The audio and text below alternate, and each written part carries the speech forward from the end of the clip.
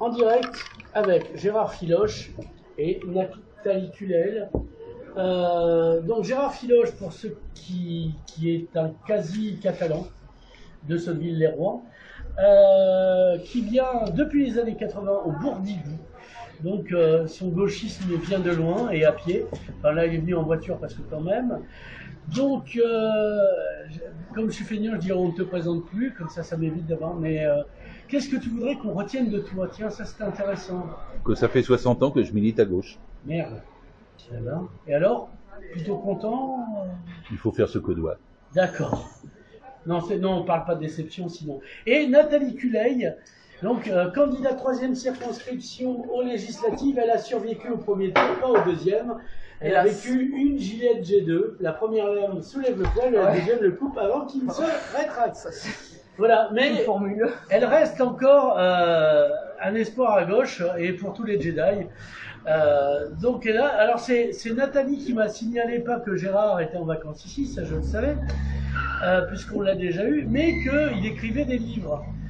Moi je croyais que c'était juste un homme de télé. Je veux dire, s'il faut lire des livres, c'est trop compliqué, voilà. Et donc, je vais poser la question d'abord à Nathalie, parce que je sais que toi tu sais, voir ce que ça donne chez les nouvelles générations. C'est quoi être de gauche? Être de gauche, c'est lutter pour que les richesses soient redistribuées à tout le monde. C'est être du côté des opprimés. Et il y en a un paquet dans cette société. Les actionnaires minoritaires? Non. Voilà, alors là, c'est croire qu'un autre monde est possible, croire que l'humain d'abord est notre boussole. Voilà, c'est changer de paradigme complètement. Être du côté des essentiels qui sont si mal payés quand on voit à quel point... Les essentiels, c'est pas les huiles. Non. Les essentiels, c'est ceux qui font la société, c'est ceux qui participent à la cohésion sociale. Les infirmières, les caissières, les éboueurs, les enseignants, tous ceux qui sont là et qui font que la société fonctionne, les maraîchers, etc., etc. Et puis, de gauche, moi je me suis jamais vraiment posé la question, est-ce que je suis de gauche? Est-ce que tu es marxiste? Moi je me suis dit simplement que j'étais révoltée face à ce qu'on subit, le rouleau compresseur de réforme en réforme, qui sont toujours des reculs. Alors moi j'ai subi ça dans l'éducation nationale, ça fait 30 ans qu'on se bat. Réforme après réforme, des réformes qui vont toujours dans le même sens, celui d'une marchandisation de l'éducation. En fait, quand on est de gauche, on lutte contre la marchandisation de tout. Et on s'insurge et on dit, mais non, on est des personnes, on n'est pas que des consommateurs.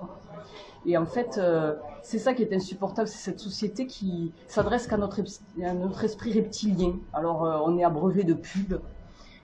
Et on n'en peut plus. Enfin, voilà, je ne veux pas être trop longue, mais être de gauche, c'est d'abord exiger une autre société, exiger notre façon de voir les choses que tout à travers le prisme du fric, quoi. Voilà. Alors Gérard, ta définition de la gauche? Tout pareil. Tout pareil.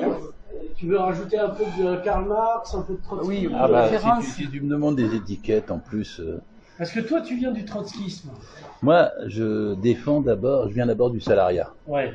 Ceux qui produisent des richesses. Le lumpen salariat, tu veux dire? Non, ceux qui produisent des richesses et qui n'en soivent pas la part qu'ils méritent. Ouais. Le salariat en France, c'est 30 millions de personnes. Voilà, tout être majoritaire, et on ne l'est pas, donc il faut qu'on le devienne. C'est ceux qui font tout. À l'hôpital, à l'école, dans les usines, dans les bureaux, dans les quartiers. Et ceux qui n'ont pas ce qu'ils devraient avoir en échange. Voilà. Alors j'ai commencé comme ça. Moi, je suis un fils d'ouvrier. J'étais ouvrier. J'ai fait une douzaine de métiers. Et je défends le salariat, comme Nathalie. Ceux qui sont exploités, ceux qui sont opprimés. C'est la grande classe sociale. Et la gauche exprime ça. C'est ce qu'avait dit Rachita quand on l'avait interviewé. Qu'est-ce que vous avez gardé de la classe ouvrière? La classe. Tu remarqueras que j'ai pas dit ouvrière. Ah oui. Il faut garder mon terme, s'il te plaît. Quand je dis salariat, ça implique les ouvriers, les salariés, les cadres. Ça implique tous ceux qui n'ont que leur force de travail à vendre. Je me répète sur ce point, tous ceux qui n'ont que leur force de travail à vendre. Et donc, pas seulement la classe ouvrière qui elle-même n'est qu'une partie du salariat. D'accord. Hein, pas seulement les employés qui en est une autre partie, et pas seulement les cadres qui en sont une autre partie. Oui, et puis tu mets les cadres dans la classe laborieuse. Bien sûr. Et les exploiter. Non, parce qu'eux, ils croient qu'ils sont les dominants. Alors, bonne précision, parce que et il faut toujours distinguer les cadres dits supérieurs et comme les cadres tout court, et les cadres dits supérieurs, il y en a très très peu. Moins de 0,5%. Ce sont ils sont à combien de cas euros ceux qui sont, ils sont assimilables au patron, ils ont des salaires proches d'eux et ils ont des responsabilités proches d'eux. Ils sont souvent actionnaires comme les patrons, mais c'est une toute petite partie des cadres. Et tu as raison de dire qu'il y a beaucoup de cadres qui se croient supérieurs, mais qui ne sont pas. Et donc, avec 4 millions de cadres qui ne sont pas supérieurs, mais qui sont plutôt, comment dirais-je, prolétarisés, on doit les inclure dans le salariat. 98% des salariés gagnent moins de 3 200 euros net. Les salaires ont été compactés depuis 60 ans en France, et ça rapproche toutes ces catégories de salariés les unes des autres. Ils le savent pas, mais ils ont le même degré d'exploitation. Et je sais qu'on vit pas de la même façon à 900 euros, à 1800 euros ou à 3002, ça c'est sûr, mais on n'est pas si différent que ça entre l'ingénieur et le balayeur. On contribue à faire fonctionner une société qui ne vous rend pas ce que vous lui donnez. Oui, la théorie de l'obélisque sur la plus-value de chez Marx. Tu sais, c'est les ouvriers qui relèvent une obélisque et c'est le patron qui récupère l'avantage d'avoir réuni autant de... Mais soyons clairs sur les étiquettes. Moi, je suis social, démocrate, socialiste, communiste, trotskiste. Oui, je suis tout ça à la fois. Je suis tout ça à la fois. Parce que c'est pas une question d'étiquette, c'est une question de représenter une classe sociale. Et la classe sociale dont je viens de parler, eh bien, elle est très diverse, elle est très pluraliste. Et quand on milite, on a besoin de la majorité de celle-ci pour transformer la société, pour donc tenir compte de toutes ces composantes idéologiques. La gauche, c'est que le reflet d'une classe sociale. Le reflet d'une classe sociale. Je trouve la définition bonne, mais est-ce qu'elle est valable maintenant? Il y a des gens qui se prétendent de gauche qui ne sont pas vraiment le reflet d'une classe sociale. Alors elle est plus valable maintenant que jamais. Parce que, la gauche, oui, mais... Non, la classe sociale. En France, en 1910, il y avait 3 millions de salariés. En 1936, 11 millions ou 12 millions. En 1945, on dépassait les 12 millions. En 68, on était autour de 13-14 millions. Et aujourd'hui, si tu prends toutes les catégories de la fonction publique, du privé, et évidemment les chômeurs qui sont des salariés temporairement privés d'emploi, on est à 30 millions. Donc en un siècle, on est passé de 3 millions de salariés à 30 millions de salariés. Et c'est incroyable qu'aujourd'hui, des gens comme Macron veulent reprendre à 30 millions de salariés, ce qui a été gagné depuis un siècle. Alors qu'ils sont passés de 3 à 30, quoi. Ouais, mais s'ils n'ont pas de conscience de classe, camarades, que fait-on? Ah, c'est une bonne question, c'est pour ça qu'on milite. On lit. C'est pour ça qu'on milite. On lit. Parce que ce qu'on dit là, c'est ce qu'on dit là, les gens ne le savent pas. Ils se croient beaucoup plus divisés, hétérogènes que ce qu'ils ne sont. Parce qu'ils croient que ils sont arrivés ils ont accédé à la bourgeoisie, ils ont un canapé, un grand écran, des trucs de fou que nous, les pauvres, on n'avait pas au 19e. D'abord, la notion de richesse et de pauvreté est relative. Elle n'est pas absolue. Oui. Donc, on peut avoir 3 canapés et être pauvre. Et 48 écrans de télé. D'accord. Et 48 écrans de télé, parce qu'on est pauvre, on a des écrans. J'ai Netflix.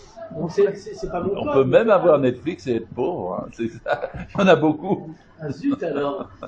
Mince, moi qui me leurrais sur moi-même. Le salaire médian en France est à 1780 euros. Ouais. Hein? Mais médian, c'est subjectif, c'est-à-dire que... Ah non, justement. Là, ils sont plus petits. Ce qui est subjectif, c'est de dire une moyenne. Oui. Moi, je parle pas de moyenne. Médian, c'est 50% qui gagnent moins de 1780 euros. 50% sur 30 millions, ça fait combien? 15 millions de personnes à moins de 1780 euros. Donc 10 millions qui sont en dessous du seuil de pauvreté. C'est pour ça que cette classe est forcément révolutionnaire un jour ou l'autre. Pourquoi Macron est président, je comprends pas. Enfin, une deuxième fois, déjà, la première fois, c'était énorme. D'abord, tu as remarqué qu'il y a beaucoup d'abstention. Deuxièmement, tu as remarqué que sa présidence, elle est passée ric-rac, parce qu'en fait, les gens ont voté contre l'autre plutôt que pour. Et du coup, à la fin, il a quoi? 17-18% des voix pour son propre nom. Ah bah alors, pose pas la question. Il y en a 80% qui sont pas pour lui. Donc c'est un tour de passe-passe, c'est un jeu de bonne peau. Ah bah la présidentialisme, oui. Le présidentialisme, c'est une élection qui est truquée d'avance. Comment peut-on exprimer des nuances politiques en votant pour une seule personne? On se croirait chez les Zoulous, les gens qui ont des totems. Dans quelques années, tout le monde rira de ce procédé. Comment peut-on exprimer une nation, un peuple, un pays qui a 66 millions d'habitants et 47 millions d'électeurs en votant pour une seule personne? C'est une anomalie. La 6e République, c'est une idée de gauche, depuis longtemps. Il y a des gens qui racontent que la monarchie républicaine créée par De Gaulle et Debré, c'est le syndrome du membre fantôme de la décapitation de Louis XVI, de la tête de veau. Tu y crois pas? Enfin, je dis ça. D'abord, tu sais que même De Gaulle n'avait pas réussi du premier coup à imposer l'élection au suffrage universel. Quand il a fait la Constitution en 1958, il a été obligé de faire un compromis pour avoir une majorité en faisant que le président ne soit pas élu au suffrage universel. Il lui a fallu 4 ans et un référendum pour arriver à changer ça. Mais au début, la Constitution, c'était pas présidentialiste, elle avait encore un sens parlementaire qui a été transformé dès qu'on votait pour un bonhomme. Et ça, c'est 62, c'est pas 58. Comme quoi. On devrait toujours faire du droit constitutionnel. Oui, enfin, en tout cas, l'histoire nous montre que depuis 62, le sens de l'élection présidentielle est, comment dirais-je, de plus en plus décadent. C'est-à-dire qu'il colle de moins en moins à la réalité du pays. Et donc, il faut changer ça. Et comme dit Nathalie, marre de la 5e République et vivement une 6e République. Ce qui est dans le programme de la NUPES, oui. Tu sais, la nouvelle unité populaire, écologique et sociale, qui aujourd'hui représente la gauche et défend le salariat. J'ai bouclé mon propos. Ouais, bon, mais 10 de d'air, pourrais-tu rajouter pour terminer le propos. Alors toi, tu étais socialiste, tu y es toujours, tu étais au Parti Socialiste. Ouais, j'étais même dirigeant même du Parti Socialiste. Oui, je voulais pas te balancer, mais si mais oui, j'ai été presque 20 ans au Bureau National, oui, bien sûr. Et après 83, tu croyais que c'était toujours de gauche? Non, c'est une question... Mais t'as pas voté pour Mitterrand, t'as pas voté pour Jospin? T'as préféré Giscard et t'as préféré Chirac, c'est ça? Alors je t'étais encore ma mère, comme disait l'agneau au loup. Et après, oui, Jospin... Non, c'était dans ma période où je votais plus, mais... voilà. J'espère que c'était pas le 21 avril 2002. Non, là, j'avais voté. Ah, ben voilà, tant mieux.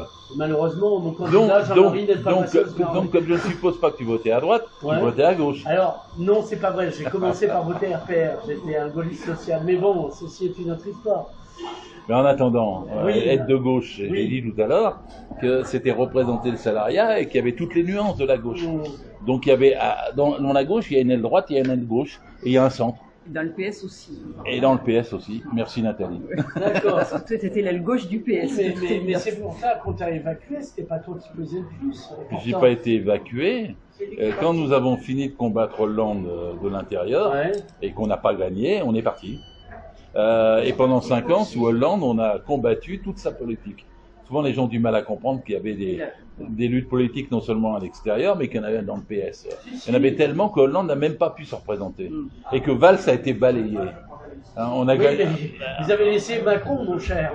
Attends, mais tu sais, l'histoire, c'est pas... Procès, non, mais l'histoire, c'est pas seulement le résultat. C'est pas seulement le résultat. Ouais. L'histoire, c'est la lutte qui précède le résultat. D'accord. C'est-à-dire, elle n'est jamais écrite à l'avance.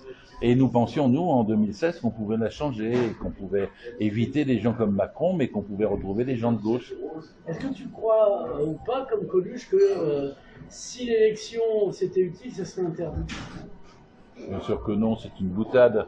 Comment on pourrait ne pas voter? Ce qu'il faut, c'est voter dans de meilleures conditions.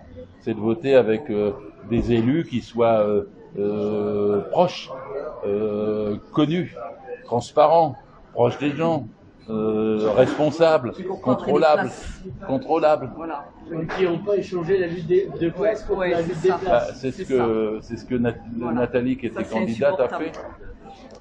De voir que des gens ont oublié leur combat politique pour pour aller briguer une place et faire des alliances improbables, même avec leurs adversaires, pour pouvoir être élu. Ça, c'est insupportable. T'as été pas élu, c'est Oui, pas élu. positif. De combien de voix? 3000 à peu près. Ouais, c'est beau. C'est pas mal. Bon, le premier parti, c'est quand même l'abstention. Ouais. Donc c'est ça qu'il faut interroger. Je suis persuadée qu'on peut remobiliser la gauche parce qu'on a un programme pour ça. Et ce programme est révolutionnaire actuellement, surtout dans cette société Est-ce que la néolibérale. presse donne bien la représentation Pas du du tout, réel non. du discours de la gauche? Non, la presse est à charge, elle est aux mains de à 95%, elle est aux mains des milliardaires, donc elle est à charge. L'Indépendant, par exemple, localement, ne m'a pas épargné. Ils m'ont vraiment pas aidé. La très contestée Nathalie Culeil, la très radicale Nathalie Culeil. Bon, voilà. Et donc, c'est un système qui œuvre pour défendre les intérêts des plus gros. Il faut casser tout ça. De toute façon, on n'a pas le choix. On est maintenant tellement exploité de plus en plus. Il va bien falloir se lever et y aller et faire la révolution parce que c'est plus possible. Voilà, ça va pas tenir indéfiniment. Comme ça, je suis persuadée, ça va péter. Les gens n'ont plus à bouffer, les retraités n'ont rien. On peut pas continuer comme ça. C'est pas possible. Je ne vois pas. C'est pas possible. Non, puisqu'on constate avec le néolibéralisme, c'est qu'ils veulent pas forcément la disparition de l'État en fait. Ils veulent l'État au profit des multimilliardaires. Comme Gauleiter, C'est ça qui est. des grands patrons. On voit bon, déjà évidemment tous les scandales, McKinsey et compagnie, puis le scandale aussi Hugues Bailey, c'est hallucinant. Ce mec Hugues Bailey qui a vendu Alstom à General Electric, qui était chez Macron, chef de cabinet, et puis qui après se retrouve patron, donc il passe du public au privé, patron de la branche française de General Electric, mais c'est un scandale absolu, mais je comprends pas.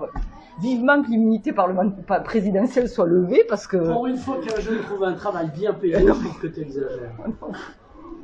Non, mais il y a tellement de quoi s'indigner. Il faut s'indigner. En fait, la gauche, c'est celle qui s'indigne et qui refuse la résignation, qui refuse le désespoir. Et en fait, j'ai remarqué souvent les gens qui votent RN sont désespérés. Désespérés. Et nous, on a l'espoir. Du coup, toi, tu les trouves désespérants. Mais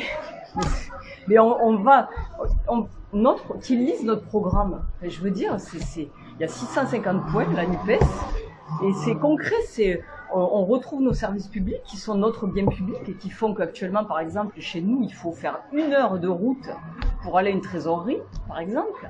Ne parlons pas pour faire sa chimio. Pour accoucher, c'est 1h30. Faire sa chimio, c'est 1h30. Si on a un cancer, en fait. Ouais, mais peut-être qu'il y a des gens qui n'ont pas de chimio. Alors Il faut penser à ces gens-là. Alors, on va parler des bouquins de Gérard. Oh mon Dieu, non, je plaisante. 1,5 kg, 1,5 kg dans sa face. c'est le poids du code du travail. C'est exactement le poids du code du travail. Sous prétexte de simplification, en fait, on ampute complètement. Alors, il y a ce 2e tome qui sera, quand ça repartira en 3e tome, en 3 tomes. Ouais, c'est le même. Voilà. Alors, et le tome 1 et 2. Voilà. Alors, qu'est-ce que tu nous as raconté? Je prends la voix du regretté Jacques Martin. Je vous ai raconté 25 ans de lutte de classe en France et de combat politique au sein du Parti Socialiste. Alors, moi, à la base, je suis plus influenceuse. Pourquoi je m'intéresserais à ton bouquin? Parce plus, que, tu l'as pas écrit à Dubaï. Parce que tu veux connaître l'histoire. Oui. Voilà. Parce que tu veux connaître ce qui s'est passé dans notre pays au moment de novembre-décembre 95. Parce que tu veux avoir une mémoire de ce qui s'est passé sous Jospin. Parce que t'as pas oublié qu'on avait voté non au traité constitutionnel européen en 2005. Oui, ça, j'ai parce que t'as pas oublié que les jeunes, ils avaient empêché le SMIC jeune. Oui, le CIP, CIP, et puis le CPE ensuite. Les 2 tentatives pour faire un SMIC jeune. Puis ensuite, après, il y a eu l'arrivée d'Hollande, après Sarkozy, et tout le monde a une mémoire tragique du quinquennat maudit. Alors c'est presque la moitié, la moitié du livre, c'est le quinquennat maudit de Hollande. Ouais. Non, 750. Ouais, pour expliquer comment la gauche a été trahie. C'est pas la gauche qui a trahi, c'est la gauche qui a été trahie. C'est une très grande différence. Oui, non, c'est bien de l'expliquer. Le mec, il arrive en 2014, il dit c'est la loi de l'offre qui crée la demande. C'est foutu.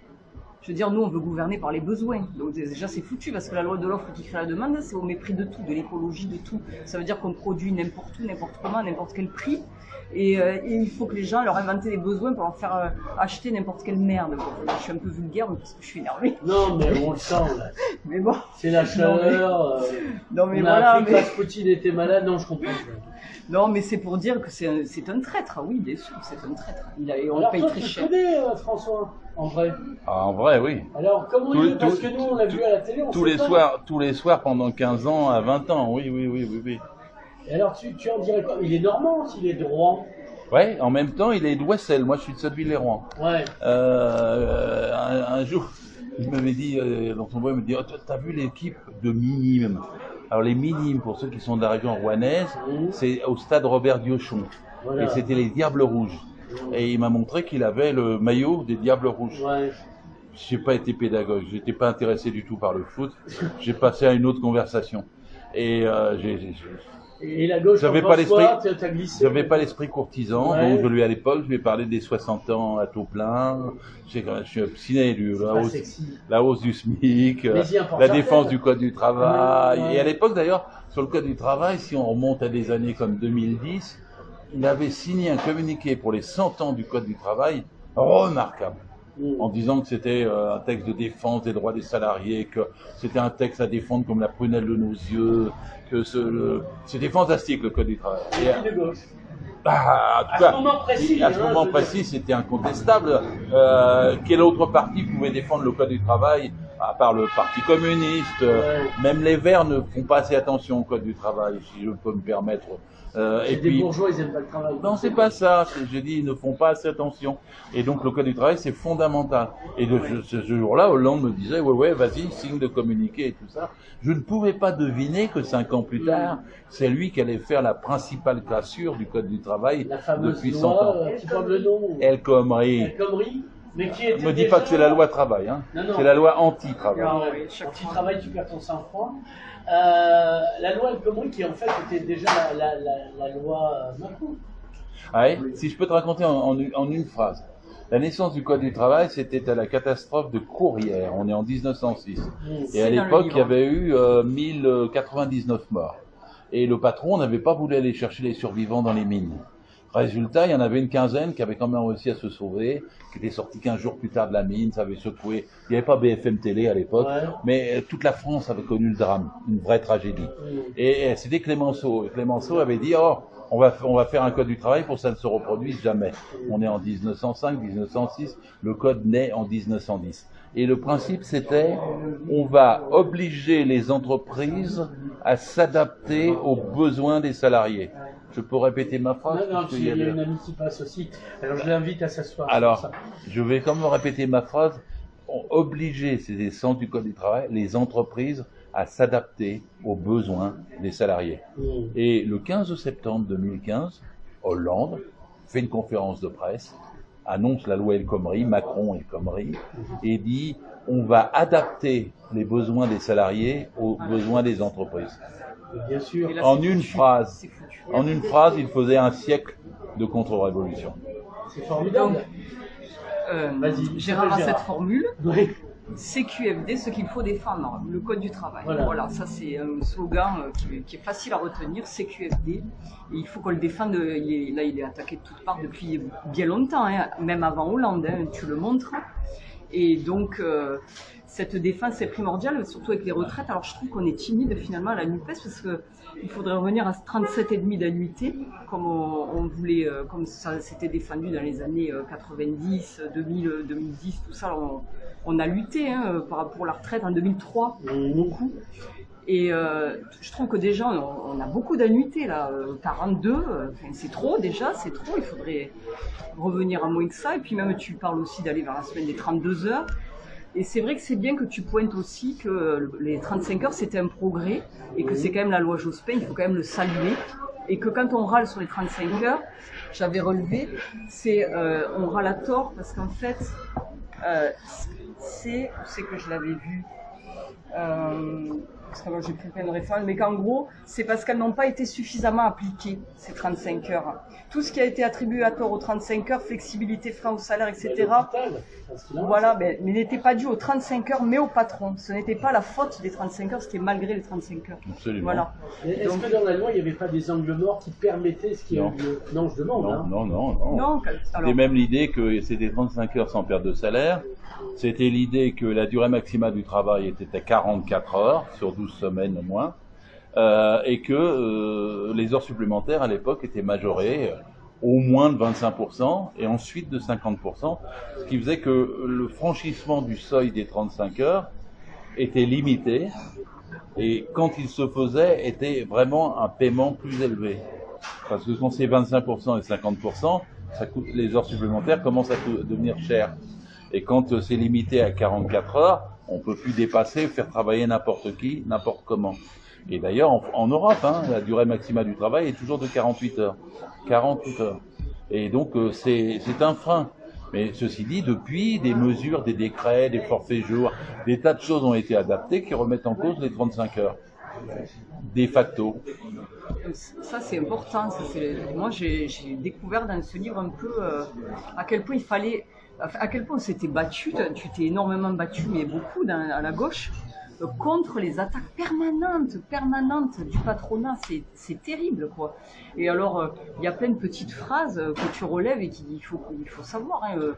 Celle du MEDEF aussi, qui démonte les prud'hommes aussi, en disant que c'est l'insécurité.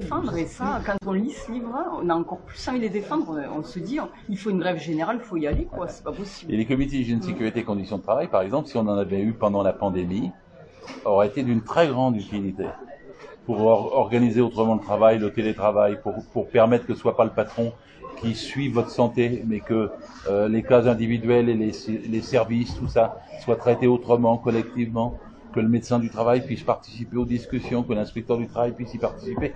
L'avantage des CHSCT, c'est qu'il y avait tout dans la réunion. Le patron, les salariés, l'inspecteur, le médecin et le représentant de la caisse d'assurance maladie. Et c'était un cadre qui permettait de faire face à une situation comme une pandémie. Mais ils l'ont supprimé avant, ces imbéciles. Alors que c'était à ce moment-là que c'était le plus utile.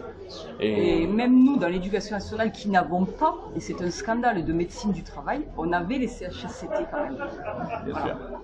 Donc et ça fait partie du programme aujourd'hui. Si tu nous orientes vers l'actualité de la NUPES, c'est de reconstruire des comités hygiène, sécurité, pourquoi on est à la NUPES, entre autres. Mais... Alors c'est intéressant, mais moi qui suis un gars qui aime les chats et donc qui est plus pour Marine Le Pen, l'idée c'est... mais de ce qu'on entend de la NUPES, c'est plutôt des argotages, des ergotements, des errances. Quoi ça N'a-t-il pas non sur quoi ça C'est très simple le débat à l'Assemblée nationale aujourd'hui. C'est est-ce qu'il faut augmenter les salaires ou pas? Oui. Et il y a un point commun entre LREM, RN et LR, c'est pas augmenter les salaires. Il n'y a que nous, la NUPES, qui voulons le SMIC à 1500 €. Il n'y a que nous. Oui, mais malheureusement, maintenant, vous n'êtes pas assez, parce que déjà, vous êtes scindés en 2-3 groupes. Par rapport à ce qu'il y a eu récemment, on sort de 50 divisions de la gauche à cause de Hollande, et pendant 5 ans, il y a la division. La NUPES, elle a que 2 mois. On peut quand même se féliciter de cet accord. Et l'unité du Parti Socialiste, des Verts, du Parti Communiste, de LFI et d'autres, l'unité est récente. Et c'est un accord programmatique, sur une base programmatique. Sur 650 mesures. Oui. Et donc, cette unité récente, faut pas la critiquer, faut la construire, faut la développer. Partout ici, à Perpignan, dans tout le pays, la NUPES, c'est l'avenir. C'est pas la dispute, c'est pas la chicanerie. C'est le contraire, c'est l'unité de la gauche. L'unité de la gauche. Et il n'y a rien de plus important que l'unité de la gauche. Et on peut rien faire sans unité de la gauche. Toi, Gérard, tu crois pas à la théorie d'Emmanuel sur les gauches irréconciliables? Ah ben justement, c'était un de ceux qui disait une telle énormité. Ah, lui, il était de droite. Oui. Donc voilà. Oui, puis enfin bon, les gauches irréconciliables, ça existait en 1934 ou en 1969. Entre Jaurès et Jules Gay. Oui, bah tiens, justement, il y a une idée qu'il faudrait retravailler historiquement. En 1905, il y avait eu un grand congrès en France qui a donné la naissance à la gauche. Et là, c'est Jaurès qui avait fusionné les guédistes, les vaillantistes, toute une série de courants socialistes les plus divers. Et ça s'est appelé le Congrès du Globe. C'était pas très loin de chez moi qui habite à Paris, boulevard de Strasbourg, il y avait 286 délégués. Ils ont commencé par faire une chose, c'est se mettre d'accord sur des statuts qui leur permettaient à tous de cohabiter ensemble démocratiquement, en se respectant les uns les autres, quel que soit leur passé. Et ils ont donné un grand parti de gauche. Je pense que c'est pas 1905, c'est l'actualité aujourd'hui. Et la NUPES doit travailler le rassemblement qu'il y a dedans. On y travaille. À l'Assemblée nationale, il y a un combat fondamental. Salaire ou pas salaire. Redistribution des richesses ou pas redistribution des richesses. Et il y a un seul camp qui défend les salaires, c'est la NUPES. T'as qu'à regarder le Front National, puisqu'on peut parler en détail. Ils ont dit, ah non, je suis pour 10% d'augmentation des salaires. À condition qu'on baisse le brut d'autant. Alors les gens n'ont pas réfléchi. 10% d'augmentation du salaire net, mais 10% de baisse du salaire brut. Qu'est-ce que ça peut vouloir dire? Ben, ça veut vouloir dire qu'on te fait un truc de bonne taux. On te fait passer ta retraite, ta sécu, tous tes droits sociaux, on te les baisse sous prétexte de te donner tout de suite à la fin du mois un petit peu plus. Mais quand tu arriveras en retraite, quand tu seras malade, quand tu auras des problèmes sociaux, alors là tu verras que tu manques d'argent. Et donc c'est une manipulation qui a été proposée en partie par Macron, puisqu'il a proposé aussi des primes. Mais les primes, qu'est-ce que c'est? C'est qu'il n'y a pas de cotisation sociale dessus, donc il n'y a pas de retraite dessus. Il a proposé des chèques essence, tout sauf le salaire. Alors que c'est que le salaire qui compte. Quand on travaille, on mérite un salaire. Les primes, c'est même un frein à l'augmentation des salaires. Parce que les patrons préféreront toujours verser des primes que de monter les salaires. Parce qu'elles ne sont pas forcément reconduites. C'est si tu as été sage. C'est comme les bons points et les images. C'est comme quand ils mentent quand même pour dire qu'ils ont triplé le plafond des primes. J'espère que les gens se laissent pas avoir par ça quand même. Parce que déjà la prime précédente, le plafond, c'était à 1000 ou 2000 euros. Ils ont touché 500. Et encore, 16% des gens ont touché 500. Il y en a 84% qui n'ont rien touché du tout. Parce que comme c'est une prime, c'est aléatoire et c'est éphémère et ça se renouvelle pas. Et le plafond, ça veut pas dire qu'on atteint le plafond. Et donc quand il dit maintenant on a triplé le plafond, pas du tout, ça va rester 500 ou 600 ou 700 euros, je ne sais combien, mais ça ne sera pas 3000 ou 6000 comme les gens parfois le croient quand ils écoutent les médias au premier degré. Et donc la NUPES se bat à l'Assemblée nationale pour qu'on défende les salaires et qu'on arrête avec toutes les embrouilles que beaucoup de médias nous disent à ce sujet. Donc tu as écrit aussi un livre... Tu avais écrit le livre Unir la gauche, mais tu as écrit aussi La révolution russe expliquée aux adolescents. Ouais, est-ce que tu pourrais expliquer à Philippe Poisse qu'est-ce que c'était que la révolution russe? Tiens, à propos. Je suis pas sûr que ce soit la grande actualité, mais j'ai publié au total une quarantaine de livres, essentiellement de droit du travail, essentiellement de droit social, sur la sécu, sur les salaires, sur le droit des salariés. Comme j'étais inspecteur du travail pendant 30 ans, j'ai raconté ce qui se passait dans les entreprises en détail. Puis moi-même, j'ai fait une douzaine de boulots. Je suis un fils d'ouvrier qui a été ouvrier. J'ai raconté tout ça au plus près de ce que les gens vivent, quoi, de ce que nous sommes. Alors tu veux me faire parler de la révolution russe? Eh ben, je vais dire un mot. Moi, j'ai des bons souvenirs. Que les gens imaginent. On est en 1917. C'est une boucherie mondiale. Il va y avoir quoi? 20 millions de morts? Au moins. Ouais. Les Russes, ils payent 7 millions et demi de morts. Et le tsar, à l'époque, il n'a pas de but de guerre. Il le fait seulement pour vendre des canons, acheter des canons pour les banques russes, et il fait tuer 7 millions et demi de Russes. Alors évidemment, les gens, ils en ont marre, ils veulent la paix, le pain et la terre. Donc pour ça, ils font la révolution. Alors ils commencent par avoir des gens qui la font qu'à moitié. Kerensky? Oui, mais Kerensky, c'était un socialiste, comme Lénine, ils étaient tous les deux dans le même parti au départ. C'était le parti ouvrier social-démocrate russe. Ouvrier social-démocrate russe. Oui. Et la majorité, c'était Lénine, la minorité, c'était Kerensky. Mais la majorité était beaucoup plus maltraitée, exilée, interdite, assassinée par le tsar. Et donc, quand la révolution de février s'est faite, c'est une révolution spontanée, populaire, c'est comme les gilets jaunes. Ils ont traversé le quartier de Vyborg, ils ont traversé la Neva qui était gelée, ils sont arrivés au centre de Saint-Pétersbourg, et ils ont commencé à menacer le tsar qui a été obligé de s'en aller. Des femmes notamment Ça a commencé par une journée de femmes, effectivement, sur la fin. Et nous sommes le 8 mars. Et donc à ce moment-là, en février-mars, parce qu'il y a un décalage d'un mois là-bas, eh bien il y a une prise de pouvoir. Et il y a le tsar fait tirer partout. Il y a 1450 morts. La faute du tsar, hein, sur les manifestants, il fait tirer.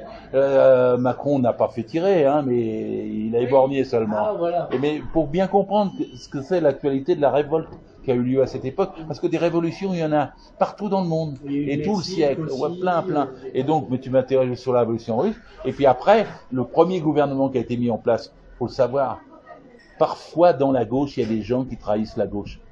Et au lieu de faire la paix, Kerensky, qui a été le premier chef de gouvernement, il a fait la guerre. Il a même refait une offensive, à tel point qu'en juin 17, début juillet 17, il est reparti à l'assaut contre les armées allemandes, ce qui a fait 70 000 morts en quelques jours. Et donc à ce moment-là, Kerensky s'est fait balayer parce que les gens disent ça suffit, on veut la paix. Et c'est de cette façon-là qu'ils ont donné le pouvoir aux bolcheviks. Alors les gens ne comprennent plus maintenant, ils croient que c'est pas quoi, que c'était le totalitarisme ou des choses comme ça. Pas du tout. Totalitarisme, c'était le tsar. Et ceux qui ont changé les choses, c'était les gens. Et ils ont donné le pouvoir aux bolcheviks, qu'on fait la paix, qu'on distribuait le pain et qu'on donnait la terre. Et à partir de ce moment-là, qu'est-ce qui s'est passé? Eh ben, il y a tous les capitalistes du monde entier se sont dit, on va pas les laisser faire en Russie. Donc, il y a eu des armées qui sont venues, armées françaises, armées américaines, armées japonaises, tchèques, allemandes, etc., qui sont venues pour contrer la victoire du peuple en 1917. Oui, et ça a donné une guerre civile qui, elle, a fait 6 millions de morts et qui a mis le pays exsangue. Et quand le pays a été exsangue, au lieu que la révolution puisse gagner, elle a perdu. C'est-à-dire qu'il y a eu une révolution trahie, Staline s'est installé, il n'y a jamais eu de socialiste ni de communiste. C'est le Hollande russe. Oh non, c'est pire que Hollande. À côté, Hollande est un gentil garçon. Hein. Mais Staline est un contre-révolutionnaire. Oui, c'était l'étoile jumelle de Hitler. Dans le système soviétique, c'était l'étoile jumelle d'Hitler, je me répète, c'est une expression de Trotsky. Mais c'est une contre-révolution, Staline. Et il n'y a jamais eu de socialiste ni de communiste nulle part à cause de ça. Est-ce que tu es géorgianophobe? Alors, Staline était un Géorgien. Et Lénine l'avait traité de brutal argousingue en russe. Parce qu'il y avait une dispute à propos de l'Ukraine et de la Géorgie et d'autres. Parce qu'à l'époque, Lénine avait dit que l'Ukraine pouvait être indépendante, de même que toutes les républiques socialistes soviétiques. Et c'est ce que Poutine reproche. C'est tellement d'actualité que le 22 février dernier, Poutine a accusé Lénine d'être le responsable de tout ce qui se passait en Ukraine. Parce qu'il avait voulu l'indépendance de l'Ukraine. Parce qu'il avait dit des républiques socialistes soviétiques au pluriel. Et qu'il était prévu qu'il y ait des statuts, des constitutions dans chacun de ces États. Et ce que Poutine ne veut pas aujourd'hui. Poutine veut revenir à la situation du tsar avant Lénine. Et il considère que la raison pour laquelle il fait la guerre, c'est contre Lénine, contre la révolution russe, qui a donné la possibilité à l'Ukraine d'exister comme république indépendante. C'est drôle hein, de raconter ça maintenant, un siècle après. Que je t'ai posé la question. Voilà. L'intérêt de l'histoire, c'est que elle se rejoue en bouffonnerie. Oui, mais je voudrais pas être prof de russe. Je voudrais pas être prof d'histoire plutôt en Russie. Hein. Parce que est obligé de se battre contre la version officielle qui est donnée maintenant sur l'Ukraine, est obligé de se battre pour défendre la révolution russe contre le tsar et contre Staline et Poutine. Il faut du courage intellectuel. Et puisque tu nous donnes la parole, à ceux qui nous écoutent, c'est le moment de remonter ses manches. C'est pas le moment ni de se décourager, ni de croire que l'été va tourner une page. La NUPES, c'est historique, c'est la nouveauté. La gauche unie, ça n'a pas existé depuis des années. Et le fait qu'il y ait un rassemblement des Verts, des socialistes, des communistes, et qu'il y ait avec la France insoumise, c'est une histoire nouvelle qui est en train de se faire. Moi qui suis de droite, j'ai tendance à penser que ça va exploser aussi vite que ça. Si t'es de droite, aie peur. Il va bien falloir que la roue tourne. C'est pas possible.